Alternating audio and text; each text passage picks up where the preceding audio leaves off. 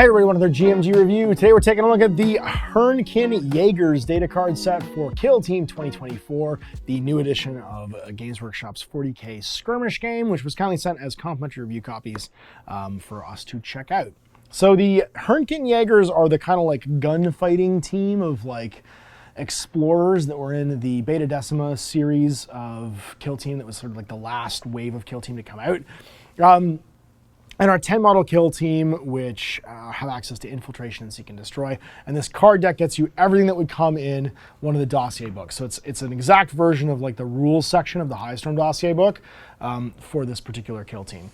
It's really handily printed on tarot-sized cards. And I will tell you, having played out of the Highstorm dossier versus playing with these cards, I love playing with the cards. They're way handier to have on the game table and way less intrusive, and it's great to have all the information directly in front of you. You also get a complete set of all of the universal equipment cards, which are printed in the Highstorm book, and means that you don't have to have necessarily like anything additional to play with the plastic like gubbins stuff that comes in Highstorm, and you can play directly out of this. You don't need any additional rules apart from the core rules to use this kill team using these cards. So what do you have access to? Well, you're gonna, for your non-preliminary ops, for playing the approved ops card back, you have access to the infiltration and seek and destroy archetypes for attack ops, and you can take a single Jaeger for your Thane, and then 9 different operatives, which will be picked from the 6 specialists: the Bladekin, Bombast, Gunner, Ironbreak, Riflekin, and Tracker, and 3 additional warriors armed with either the Bolt Revolver and Plasma Knife or Bolt, Shotgun, and Fists. So 3 normies, 6 specialists, and a leader. Their faction rules are resourceful. These are pretty similar to the previous faction rules.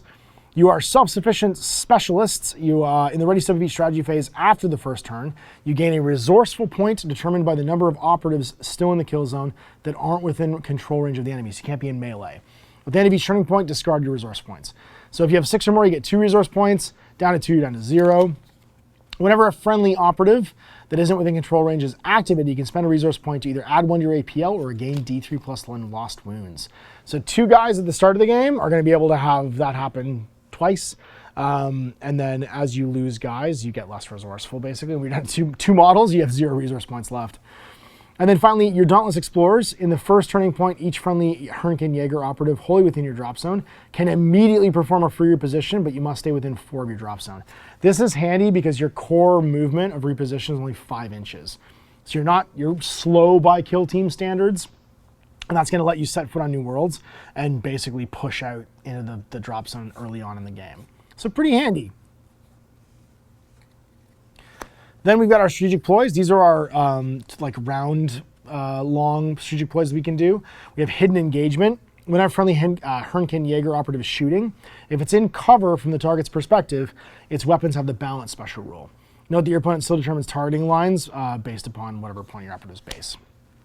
Strategic ploy, masterful blade work. Whenever a friendly HERNKYN Jaeger is fighting or has a conceal order and is retaliating, its weapons have balanced for a reroll. Tough survivalist. Each time an attack dice inflicts damage on a friendly HERNKYN Jaeger operative during the resolve attack dice step, you can have the damage inflicted. That one's incredible because you do have like 8 wounds. You're pretty tough for being kind of human analogs. And then in position, whenever a friendly HERNKYN Jaeger operative has a conceal order and is in cover, it cannot be selected as a valid target, taking precedence over all other rules. So in the first turn, because everyone starts in conceal, that's a huge, huge bonus for people that might get the drop on you from up top. And then your Firefight ploys, sturdy. Use this Firefight ploy when an operative is shooting at a friendly HERNKYN Jaeger. Then you collect your defense dice, change the attacker's retained critical successes to normal successes after you do your dice. Firefight ploy, bonds that bind. Use this Firefight ploy when a friendly HERNKYN Jaeger operative is activated. Select one other friendly HERNKYN Jaeger operative, visible and within 3 of the operative. When that first friendly operative is expended, you can activate that other friendly operative before your opponent activates. And neither operative can be a Bombast operative if it has Rotlock, Negotiation, Strategic Gambit, and it's been used during this point. So if you've used this one, where is it? Rotlock. Oh no, sorry, Rotlock's in the character cards. Then your Bombast can't do it. No kin left behind. Uses strategic Firefight ploy when a friendly, uses Firefight ploy when a friendly HERNKYN Jaeger operative is incapacitated. Before that operative is removed from the kill zone, remove your fallen kin marker from the kill zone, if any, and then place it in their control range. That operative is then the incapacitated model as normal. Whenever a friendly HERNKYN Jaeger operative is within 3 of your fallen kin marker, and they're shooting, fighting, or retaliating, in the roll attack dice step, you can retain one of your fails as a normal success, or retain one of your normal successes as a crit. So basically, if there's a body on the board, it becomes this like locus for guys fighting better. And then Starbolt Defense uses Firefight ploy when an enemy operative ends a move within control range of a friendly HERNKYN Jaeger. Select one other friendly HERNKYN Jaeger visible within 6 of that operative, but that isn't the operative success itself. The select operative can perform a shoot action, and during that action, it can target them even though they're in engagement range. Other enemy operatives cannot be selected as a valid target. You're -1 to hit, and you can't select anything with blast or grenades. So if you get charged by somebody else nearby gets to shoot into combat, which is a very cool like defensive ability. And you can do it reactively for a CP, so you don't have to decide to do it at the start of the round. And then we got our actual like team. The warriors themselves, again, you're gonna have 3 of these guys, and they're armed with either the shotguns or the bolt revolvers and plasma knives. 8 wounds, so relatively tough, 4+ saves, 5-inch move, so a bit slow. And then the bolt revolver is a 4 attack, 4+, 3/5 damage with range 8. So they're better bolt weapons than even Marines have because they've got +1 of their crit damage. And then the plasma knife is a 4 attack, 4+, 3/5 lethal 5+ power knife. Their equipment's pretty off the chain. The shotguns can fire short or long range. Short range within 6, the damage is 4 on 3s. Long range, it's 2 damage on 5+. And then they have their trooper rule of Intrepid. Whenever you spend a resourceful point for this operative, the following rules take precedence. If you add one to their APL, it lasts until the start of its next activation instead. And if it regained lost wounds, it just automatically gets 4 back, which is pretty great. So they get bonus to the thing.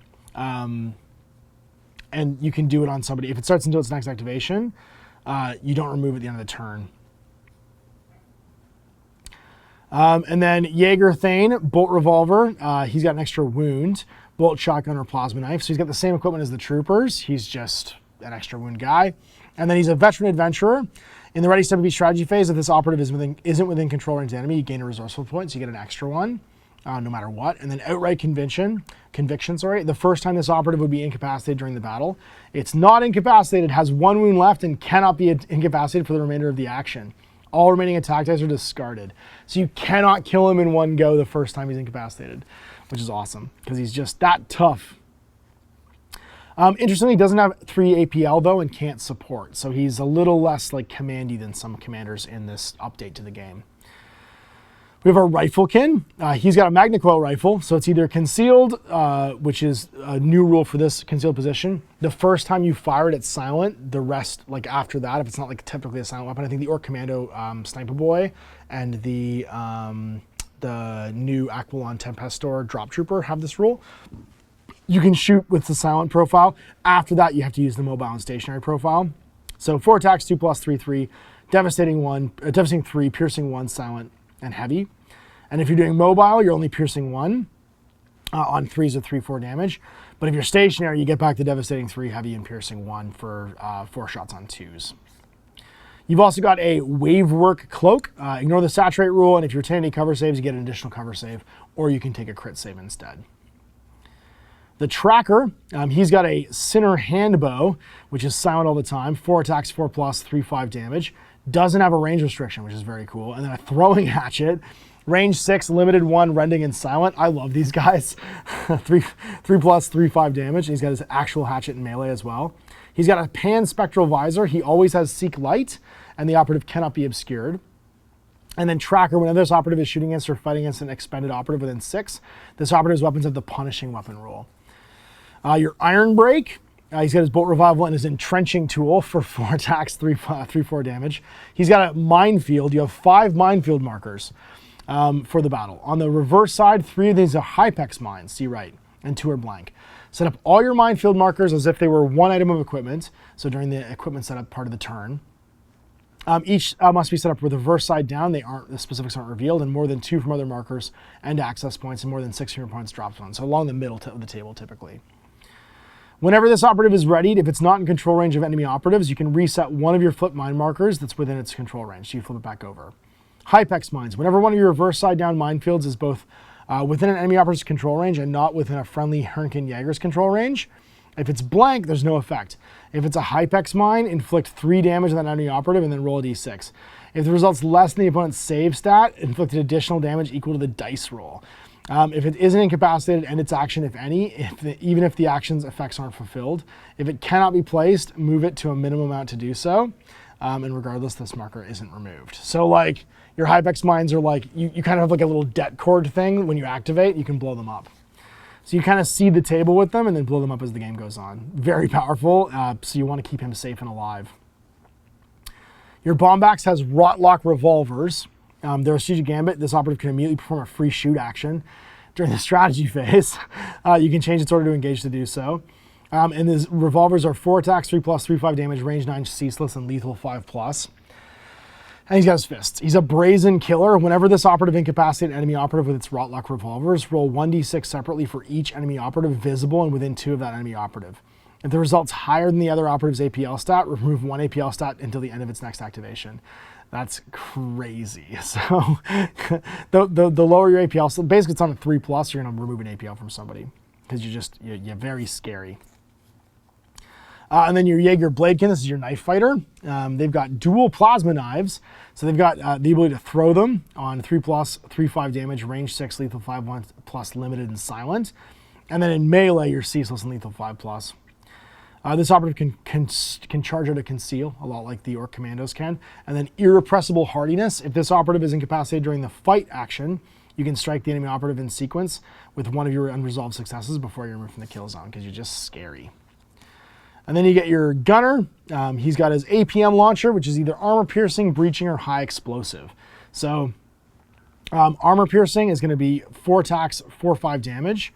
Or sorry, 5 attacks on 4+, 4/5 damage with heavy, reposition only, piercing, and bipod. They've all got the bipod rule. Whenever this operative is shooting with this weapon, if it hasn't moved yet, or if it's a counteraction, that's ceaseless. And then APM breaching is going to be blast 2, and then 1 down on the base damage, and high explosive is blast 3, and then it's 2/4 damage instead of 3/5. He's got his fists, and that's it. So those are the actual like troopers. Very cool specialists. Even your basic guy's pretty awesome with like a decent melee attack and like lethal 5+. And then your faction equipment. So now faction equipment has really gone up in value in this edition of the game. It really competes against the universal stuff. So, and a lot of it applies to the whole team. So plasma knives, note that all friendly Hearnkyn Jaeger operatives have the following melee weapon. And that some operatives already have this weapon, but the better stats in this instance use the better version. So plasma knives, 3 attacks, 4+, 3/5 damage, and lethal 5+. It means everybody who's like a specialist that has a big gun is gonna trade their fists for this. Stabilized bolt shells, up to twice per turning point when a friendly Hearnkyn Jaeger operative performs a shoot action. If you select a bolt shotgun, long range, you can use this weapon. Instead of 2/2, you're gonna be +1 to hit and +1 to both your damage stats. So you'd be hitting on 4s with 3/3 damage as opposed to 5s with 2/2 damage. And then Firestorm bolt shells, once per turning point when a friendly Hearnkyn Jaeger operative is performing the shoot action, you select a bolt shotgun. You can use this rule, and if you do so, until the end of the action, this weapon has blast 1. So you're firing like incendiary rounds. And then KV Ceramide undersuits. Whenever an operative is shooting a friendly Hearnkyn Jaeger operative, if the weapon has blast or torrent, you can reroll 1 of your defense dice. In addition, friendly Jaegers aren't affected by the X devastating rule, unless they are the target during that sequence. So you can't splash devastating damage onto them, and when you're using torrent or blast, you get to reroll defense dice. I would always take this one. I would always take the bolt shell ones because you're almost, and I don't know why I wouldn't take all of these, because the bolt shotguns then gain the power knives, which means taking the bolt shotguns as your troopers is almost always better. Like I would always take the bolt shotgun troopers, give them these upgrades, give them the power knives as well, and you're just like, you're getting the best of both worlds from your 3 trooper models. It's just a no nonsense, always take it. And then being able to reroll defense dice against blast and torrent and also ignoring devastating splash damage, it's pretty huge against a lot of different troops, especially like psych powers and stuff like that. So there it is, a relatively straightforward kill team. Lots of wounds, lots of built-in healing from Resourceful, and the ability to gain additional APL as well. And like a fun gunfighter, a fun sniper. They've got kind of a little bit of everything. They're a good generic team, and honestly probably one of the easier teams to learn with. These and the Commandos, I feel like, are probably 2 of the best beginner teams to play with. They have fun stuff, but it's not overwhelming what you take. and your faction equipment is just kind of good for everybody. So there it is, the HERNKYN YAEGIRS, a legacy team with new cards for Kill Team 2024. Big thanks for watching. We'll see you for more reviews of these kill teams, and of course the Hivestorm review as well today. Till then, I'm Ash.